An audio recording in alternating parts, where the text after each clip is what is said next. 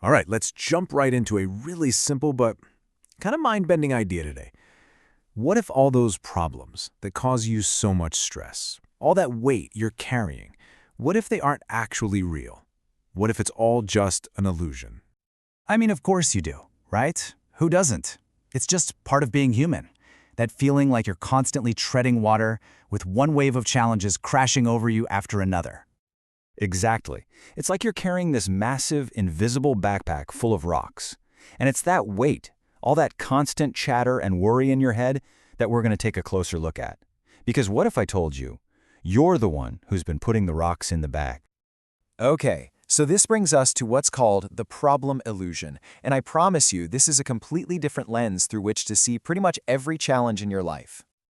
Bam! There it is, the central claim. Just let that sink in for a second. All problems are illusions of the mind. Now, I know what you're probably thinking. That sounds completely nuts. Like, my overdue bills aren't an illusion? But just stick with me here, because there's a very specific logic to this that's actually kind of brilliant. And here's the key that unlocks the whole thing, the definition.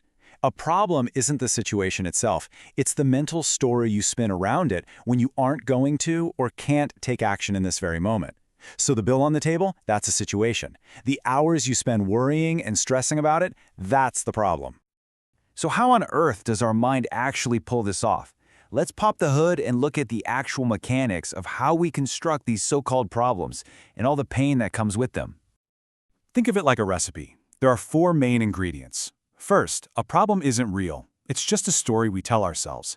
Second, and this is the big one, that story needs time to survive. It feeds on anxiety about the future or regrets about the past. It literally cannot exist in the pure present moment. And finally, we start to wrap our identity around these stories. And this last point is just so wild, isn't it? Our minds actually like having problems. We start to define ourselves by them. I'm the person who's always struggling with money, or I'm the one who's just unlucky in love. It's a weird, sticky identity, but our ego clings to it for dear life. So let's just be crystal clear. The act of creating the problem in your head is the act of creating pain. They are one and the same. The situation itself is neutral. It's the story, the label, the whole mental drama we attach to it. That's what causes all the suffering. Okay, so if making problems is the poison, then what's the antidote? Well, there's an escape hatch, and it's all about getting out of your head and dropping into the present moment. And this little comparison lays it out perfectly. On the left, you've got the problem. That's the messy story, the fear, the ego.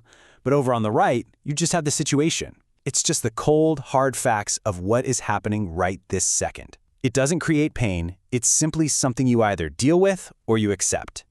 Hey, let's actually try this, for real.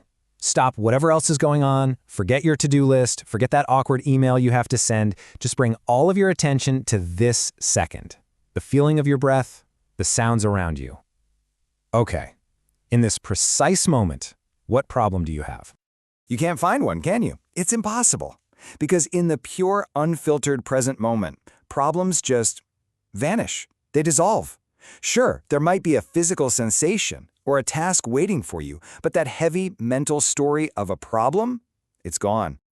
So when you drop the story, what are you left with? It's actually super simple. You only have 2 options. Either there's a situation in front of you that you can act on, or there's a situation you just have to accept as reality for right now. That's the whole menu. No drama, no story. Just what is. And here's the magic. When you act from this place of presence, your actions are just better. They're sharp, they're clear, they're intuitive. They aren't all muddied up with old fears or future anxieties. You're responding to what's actually in front of you, not reacting to some ghost from your past. So what does this actually look like in real life? Let's talk about what happens when you make this shift, when you start taking action with all that fear weighing you down. It really all boils down to a simple but profound choice. First, you have to get genuinely sick and tired of the suffering, like truly fed up. Second, you make a real decision. I am done creating pain for myself. And third, you use your awareness of the present moment as the tool to keep that promise over and over again. Think about it. In a real life or death emergency, your mind doesn't have time to create a problem. It just goes silent. You become pure presence, pure action. That's where you hear those stories of everyday people doing heroic things. That power is always inside you, not just when the adrenaline kicks in. And the benefits of this shift are massive. I mean, it's a win-win-win. First, you free yourself from your own pain and fear. Huge. But then, you also stop inflicting that pain and negativity on the people around you. And on a bigger scale, you stop polluting the world with it. It's a change that ripples outward. So, if it's this great, why is it so darn hard? Why do we resist it so much? Well, it's because our ego is terrified of it. Our sense of self, our identity, has been built on a foundation of our problems for years, maybe decades. Letting go of the problems feels like letting go of who we are. And that leaves us with one final, and maybe the most important question to chew on. If you let go of all the stories, all the suffering, all the identity that's built on your struggles, who would you be then?